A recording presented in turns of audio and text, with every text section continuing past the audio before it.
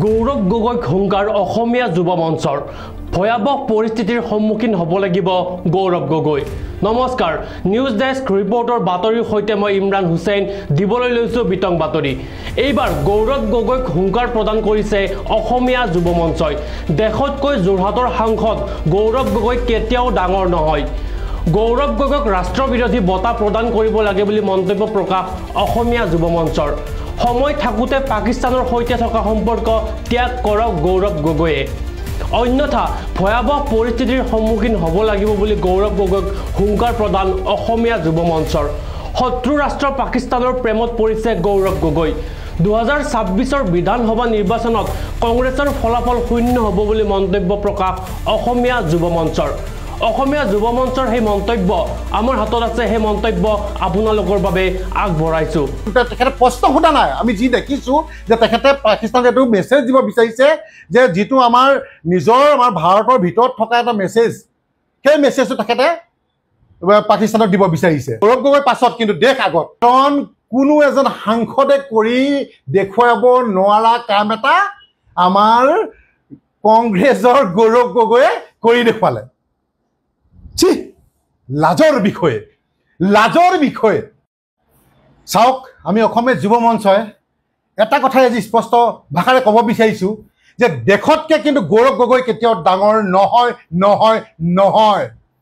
কাৰণ আমি এটা কথাই অসম তথা ভাৰতৰ সাংসদসকলক অনুৰোধ জনাইছোঁ যে তেখেতক আমাৰ যি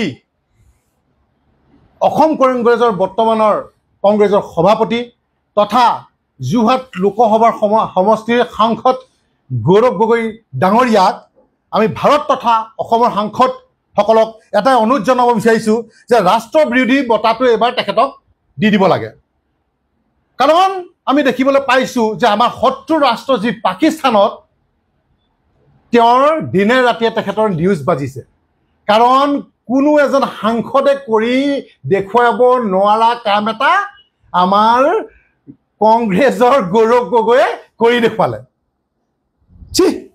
লাজৰ বিষয়ে সৌখিদিনা আমি দেখা পালোঁ যে সাংসদত আজি তাত গৃহমন্ত্ৰী আছে, বৈদেশিক মন্ত্ৰী আছে, সকলোৱে বাৰে বাৰে কৈ থকা পিছতো তেখেতে আকৌ প্ৰশ্ন উত্থাপন কৰিছে যে কেইখন যুদ্ধ বিমান ধ্বংস হ'ল, কিমান সামৰিক ঘাটি ধ্বংস হ'ল, কিমান ক্ষতি হ'ল।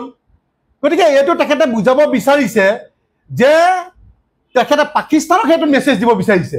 এইটো তেখেতে প্ৰশ্ন সোধা নাই, আমি যি দেখিছোঁ যে তেখেতে পাকিস্তানক এইটো মেছেজ দিব বিচাৰিছে যে যিটো আমাৰ ভাৰতৰ ভিতৰত থকা এটা মেছেজ, সেই মেছেজটো তেখেতে পাকিস্তানক দিব বিচাৰিছে। সেই প্ৰশ্নটো সুধি পেলাই আমাৰ তেনেকুৱা অনুভৱ হৈছে।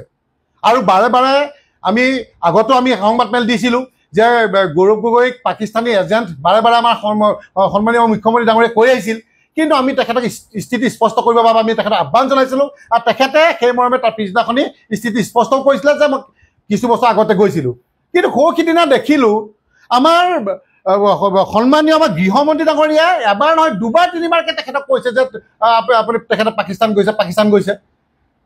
গতিকে প্ৰমাণিত কৰি দিছে, গৃহ বিভাগে যেতিয়া কৈ দিলে এষাৰ কথা যে তেখেতে পাকিস্তান গৈয়ে আছে, গতিকে এতিয়া চিধা কথা তেখেতৰ ওপৰত একশ্যন ল'ব লাগে, তেখেতৰ ওপৰত কেছ ৰুজু হ'ব লাগে। চিধা কথা আজিও তেখেতে মানে অন্তৰাত্মাই অসম তথা ভাৰতখনক তেখেতে অন্তৰাত্মাত ল'ব পৰা নাই নেকি? কিন্তু গৌৰৱ গগৈ ডাঙৰীয়াই এটা কথা ক'ব বিচাৰিছোঁ যে আকৌ এবাৰ ক'ব বিচাৰিছোঁ যে গৌৰৱ গগৈৰ পাছত কিন্তু দেশ আগত কিন্তু চিধা কথা। গতিকে বাৰে বাৰে তেখেতে ইমান প্ৰেম প্ৰীতিৰে পাকিস্তানৰ লগত তেখেতৰ নিউজ বাজি গ'ল তাত গোটেইকেইটা চেনেলত, নোহোৱা নুবুজা এটা কাণ্ড। গতিকে তেখেতে যদি সঁচাকৈ যদি অসম তথা ভাৰতক ভাল পালেহেঁতেন, সৌখিদিনাও আমি দেখিলোঁ যে ৰাহুল গান্ধী আহিছে আৰু আহি পেলাই তাতে কৈছে যে আজি আমাৰ যিসকল উচ্ছেদ চলাই আছে, যিবোৰ অবৈধ বাংলাদেশী মিয়া উচ্ছেদ কৰিছে, লাখ হেক্টৰ ভূমি এখন চৰকাৰৰ দিনত আজি মিয়াসকলে লৈ আছিলে, কিন্তু আমাৰ এই অসম চৰকাৰে উচ্ছেদ কৰিছে। আৰু তেওঁলোকে আহি পেলাই কি কৰিছে যে আমি কংগ্ৰেছ চৰকাৰ অহাৰ লগে লগে আপোনালোকক পুনৰ সংস্থাপন দিম, পুৰণ মাতি দিম। লাজ লগা নাই আপোনালোকক সেইবিলাক কথা ক'বলৈ? গোটেই অসমে সমৰ্থন জনাইছে যে মিয়া বাংলাদেশীসকলক খেদিব লাগে, বিতৰণ কৰিব লাগে।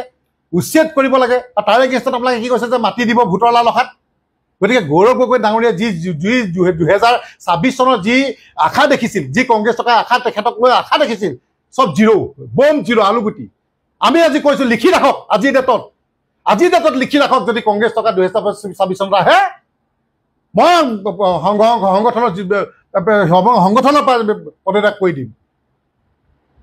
পদত্যাগ কৰি দিম গতিকে পাকিস্তানী এজেণ্ট এজনক কিদৰে আমাৰ অসম তথা ভাৰতবাসীয়ে তেখেতে আদৰি ল'ব হা গতিকে তেখেতৰ আজিলৈকে আধানজনী তাত NGO বোলে চলাই আছে তাৰপৰা দৰমহা লৈয়ে আছে আজিলৈকে তেখেতৰ ল'ৰা ছোৱালীকেইটাক ভাৰতীয় কৰিব নোৱাৰিলে গতিকে কিমান এটা লাজৰ বিষয় গৌৰৱ গগৈ ডাঙৰীয়া আপোনাক আমি অনুৰোধ জনাইছোঁ আপোনালোকৰ যোগেদি আমি অনুৰোধ জনাইছোঁ যে আপুনি পাকিস্তান প্ৰেম প্ৰীতি এৰক সঁচাকৈ যদি অন্তৰাত্মাই ভাৰত তথা অসমক যদি ভাল পায় আপুনি পাকিস্তান প্ৰেম কৰাৰ এই প্ৰেমৰ লীলা এৰক নহ'লে কিন্তু ভয়াৱহৰ সন্মুখীন হ'বলৈ অসমীয়া যুৱ অঞ্চলক সন্মুখীন হ'বলৈ সাজু হওক আপুনি ভয়াৱহ ৰূপত আপুনি সাজু হৈ থাকক যে ভয়াৱহ ৰূপত আমাৰ অসমীয়া যুৱ মঞ্চৰ সন্মুখীন হ'বলৈ আপুনি সাজু থাকক চিধা কথা স্পষ্ট কথা মিয়া প্ৰেমী ওলাব আপুনি পাকিস্তানী প্ৰেমী ওলাব আপুনি লাজ লগা নাই আপোনাৰ কংগ্ৰেছ এজনে সভাপতি হৈ পেলাই যোৰহাটৰ সংসদ বুলি ক'বলৈ আমি আপোনাক লাজ লাগিছে আজি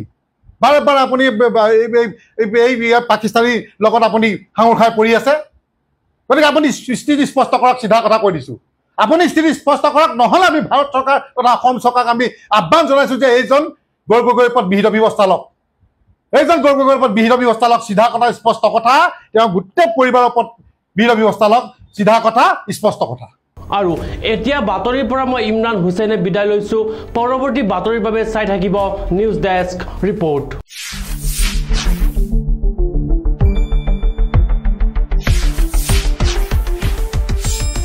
শুদ্ধ আৰু বিস্তৃত বাতৰিৰ বাবে চাই থাকক নিউজ ডেস্ক ৰিপৰ্ট।